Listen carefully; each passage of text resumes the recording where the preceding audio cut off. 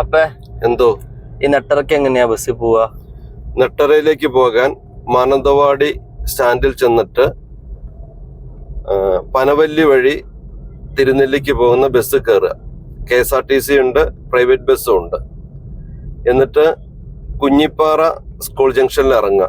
അവിടെ ഇറങ്ങിക്കഴിഞ്ഞാൽ ഒരു കോൺക്രീറ്റ് റോഡ് ഉണ്ട് ലെഫ്റ്റ് സൈഡിലേക്ക്. അതിൽ കുറച്ച് നടന്നു കഴിഞ്ഞാൽ ഒരു പഴയ പാലം കാണാം. അവിടെയൊക്കെ അടിപൊളി വൈബാണ്. അവിടെയൊക്കെ ഒന്ന് മുങ്ങി കുളിച്ച് ആ പുതിയ റോഡ് വഴി നേരെ പോയി കഴിഞ്ഞാൽ നെട്ടറ പുതിയ പാലത്തിന്റെ അവിടെ എത്താം.